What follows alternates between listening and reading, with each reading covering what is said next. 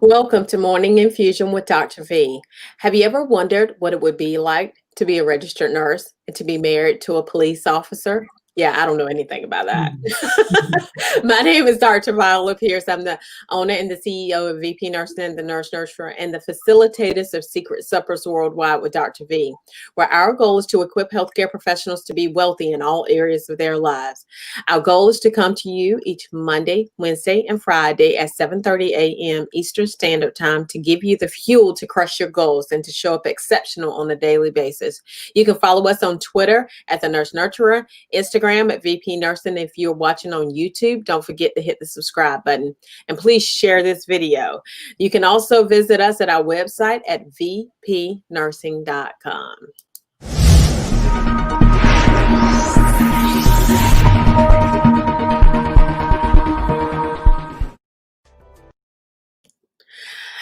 Our special guest today is LaTarsha Taylor, RN. LaTarsha has been a nurse for 2.5 years. She currently works on a medical and intermediate unit. She is the mother of 3 and a police wife. So thank you for joining us this morning. Good morning. Thank you for having me. So we're going to have a good time. Our Yeah. husbands, I said that I didn't know anything about being a police wife, but I really do know something about being a police wife because I am a police wife and our husbands are friends. Yes, So that is our link. And plus we're registered nurses. So, that's right. So now tell us a little bit about yourself and why you became a nurse. Well, as a little girl, I could always remember, I was always intrigued with the human body and the way it works. I remember like always watching medical shows. I don't know if you remember like on TLC, they had like the birthday. I was always interested in childbirth and trauma in the ER. I just loved it. It was always intriguing and interesting. So I just always pictured myself of doing something in the healthcare field. It was originally I wanted to be a pediatrician, then I was like, well, I gotta go to school forever. So I ended up coming out of high school doing something totally different. But nonetheless, I got back in the healthcare field. So, That's here what it is. I'm a nurse now. Yeah. it was funny because I exposed my little girl to I exposed her to trauma in the ER and she Mhm. was like, no, that is not what I want to do. And I was so hurt. I was like, what? What's going on here? She was like, no. She No, was yeah. so she completely did the complete opposite. Like I'm so scientific brain. She's so artistic brain. She likes to be a makeup artist. Like she's really good at it too. Well, that's good. Yeah. So when we were talking about nursing, your nursing school journey, you told me that you failed out of nursing school for the first time, right? Right. So, and I use the term fail loosely because I feel that those that fail don't get back into the game, but you did. So tell Right. us how you felt at that time. Well, it was a really low moment for me. Because first, you know how competitive getting in the nursing program is. It actually took me 3 tries on the third time is when I finally got my first acceptance. So um, for it to take me that long to get in, and then I get in, and ultimately my first semester don't do good. I mean, it was very devastating. I fell in a moment of depression. I mean, because like you said, I felt like I failed, let myself down, not only myself, but my family, my children, um, my husband. I mean, it was devastating. It was very devastating. But go ahead.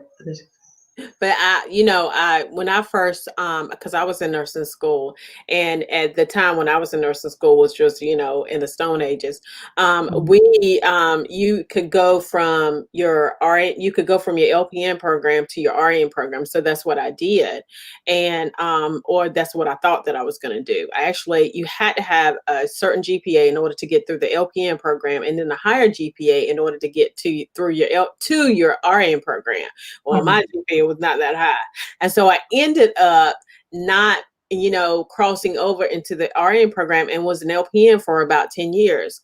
And I remember thinking, I thought you're dumb. You're dumb. What in the world are you doing? Right. Because literally in high school, I was like phenomenal. Like I was good. Right. I mean, I won't, the valedictorian, but I was like Right. number 17 in the class of like over 200. And so I was like, I didn't make bad grades. And then I get to nursing school and it's like, what is going on here? And then I I learned what type of learner I am. And I think that whenever you're in nursing school, you have to know that. You have to understand what type of learner you are. So I know now that I'm a visual and kinesthetic learner. So I have to do it and I have to see it in order, like I can't just read it and I'll be Right. like, yeah, I understand that. You gotta get your hands on it and see it. Yeah. So when I went back for went back that second time after I'd been a nurse for 10 years, I was good. I was like, yeah, I've seen that before. What Right. you're talking about, I've seen that before. Now, what was your primary motivation for going back and not quitting? First and foremost, I had to prove to myself. I know this was my calling. This is what, God had called me to do. And I wasn't gonna, let that dream be deferred. I mean, for my kids, for my family, for our future. So, I mean, I couldn't let them, how can I tell them, to get back up and try again if I don't do it myself, practicing, what I preach to them. So that was my motivation. Cool. Yeah. Them children, they will definitely motivate you because at the end of the day, right? I feel like, and especially at this point in time, feel like, we're just here. We're giving them, for a short period of time to influence them That's right. to grow up and to be better than we are. So now what is some advice that you would give nursing students going into nursing school for the first time?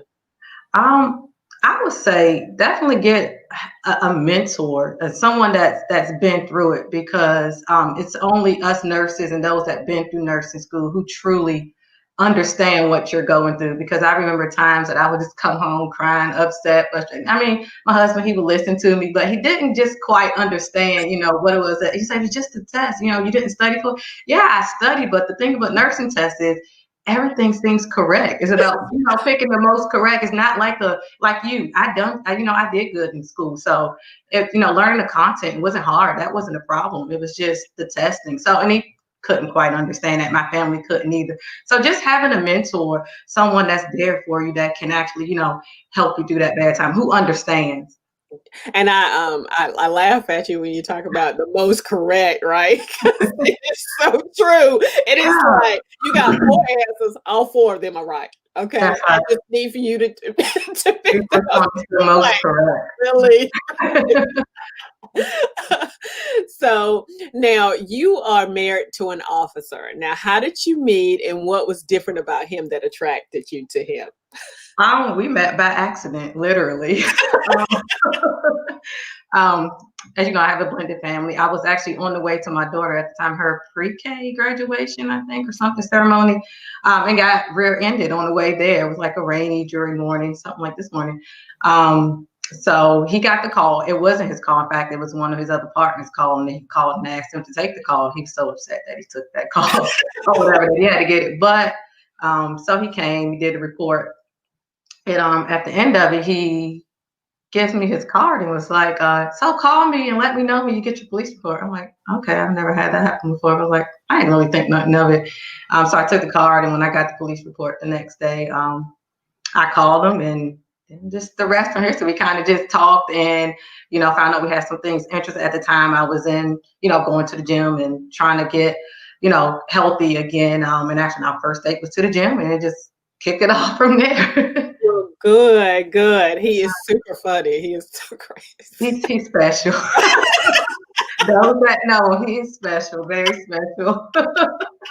He is hilarious. Loved Like, by all, I must say though. yes, yes, yes. We But do all love him. yeah, yeah, and I think that's what attracted me to him the most. I mean, so many people love him. I mean, he is definitely one of a kind, definitely unique in his own way. I think it was more, he's very spontaneous. I was more by the book, organized, things had to be planned out. So he helped me to, come out of my shell some and let me know everything doesn't have to always go, as planned. Sometimes things are not going to go the way, and it's okay. So Yeah, it was so funny because, of course, he's an avid Duke fan, and my husband is an avid UNC fan, and that's it was right. He can't stand it. He hates it. So it was one night, inevitably one of the other will beat each other. And so this particular night, UNC beat Duke. And I remember him, my husband texted him. And that next night, I saw him at a game. And I said, he was like, your husband texted me last night. I said, yeah. He said, you didn't respond. He didn't respond, no. He said, I sure didn't. He won't, no. His phone will be ringing off the hook. He would not say, you're not going to answer that? No, it's just, I don't even want to talk to them. Hilarious. Now, how do you continue to learn in order to stay on top of things within your current role? Definitely doing like continual educations, taking classes that are offered at the hospital that I work. I'm currently in school working on my BSN, so I'm halfway through my first semester. So yeah, definitely I'm a part of A&A. So they always sending updates of what's new and what's trending in nursing. So cool. I love it. So now, what are some of the hurdles that you have faced in your personal and professional life? And how did you overcome them?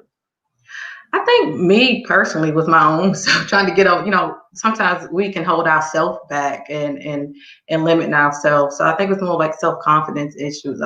Just, I guess, not taking the risk, being afraid, to do things. And the ways I overcame those was just kind of just putting myself out there, not being afraid to do things, to step up.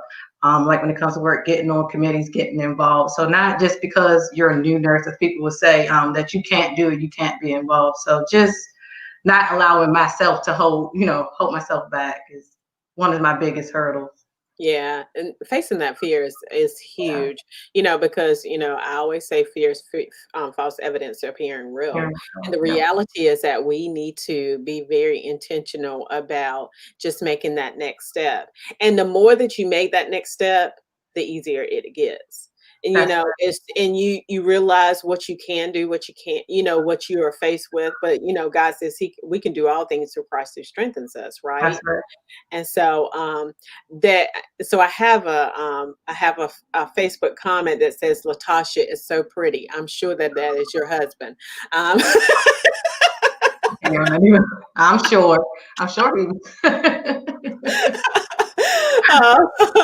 So now, if you were not a nurse, what do you think that you would be doing?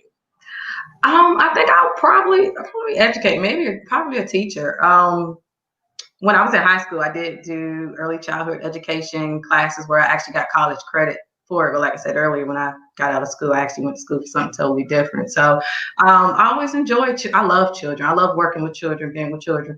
When my kids were in elementary school, I was always there volunteering. I got parent awards, volunteer awards.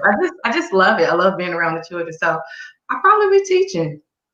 Cool. Well, maybe you can go into teaching. That's a good thing about nursing is that you can, roll into whatever profession you want to. That's right. And I've actually been thinking about that and considering that. So, yeah. Yeah. So, Jennifer, apparently it was Jennifer Robbins who said that you were so pretty. Oh, thank you. I know. We all love her, don't we? Yeah. She is so funny. Now, what has surprised you the most as it relates to the pandemic and healthcare? As far as the pandemic wise, what has surprised me the most is the shift in the priorities of we as people. We no longer focus on those tangible things of constantly running, having to run out to a meeting or taking the kids there or that. It's like the focus has been shifted back to the family, doing those things that we once did, family dinners, game nights, and things of that nature. And when we talk about healthcare, the display of the resiliency of us healthcare workers. Every day we're getting up, we're going out there. It is us that is, keeping everything going. We're going out there despite our health and our safety risks. And, that is definitely, it's amazing. That's right. That whole, that resiliency is huge, Yeah. huge, huge. And, I don't think that sometimes it is realized how resilient we are. As I told you before we came on, my mother was diagnosed and she is Mhm. now in the hospital. And I remember thinking, because I am a huge advocate of dying with dignity. And it is a struggle being on the other side of that thing. It's a Yeah. struggle. But you just have to plow through, right? Because again, Mhm. we can do all things through Christ who strengthens us. And then another person said, LaTarsha Taylor's, your curls are popping. Yes, Oh, yes, girl. thank you. I'm trying. They were, look, I was struggling with them this morning, but thank you. I said that. I love it. I love it. Now, if you had $1,000 right now, how would you spend it? 1,000? 100,000. That's right. 1,000. Yeah, that's Oh, well, I got 3 kids. I would divide it up among the 3 college tuitions. I got a college freshman now. So, I mean, I would definitely do it to invest, in their future to ensure that they have a bright future and have everything that they need because they're truly, there's the ones to raise up. They're our next leaders and futures, So, well, that's I so will invest good. it in now. Yeah, I love it. I love it. I love it. Well, it has been a pleasure having you on here. Yeah. Um, my name is Dr. Viola Pierce. I'm the owner and the CEO of VP Nursing and the Nurse Nurturer, and the facilitators of Secret Suppers Worldwide with Dr. V, where our goal is to equip healthcare professionals to be wealthy in all areas of their lives. Our goal is to come to you each Monday, Wednesday, and Friday at 7:30 a.m. Eastern Standard Time to give you the fuel to crush your goals, to show up exceptional on a daily basis. We will not be coming to you on this Friday. It will be my birthday. I will do a live, but it won't be on this platform and in this manner. We do have a not-for-profit. It's called the Nurse Nurturer. So if any of you out there want to donate to the Nurse Nurturer, where our goal again is just to help healthcare professionals, especially during this time, right? Our goal is to help them, educate them, and coach them in the ways in which to elevate us in this game, because it is a phenomenal way to serve. It really is. It sometimes gets hard, but it's a phenomenal way to serve. So you can follow us on Twitter at the Nurse Nurturer, Instagram at VP Nursing. If you're watching on YouTube, don't forget to hit the subscribe button and please share this video. You can also visit us at our website at vpnursing.com.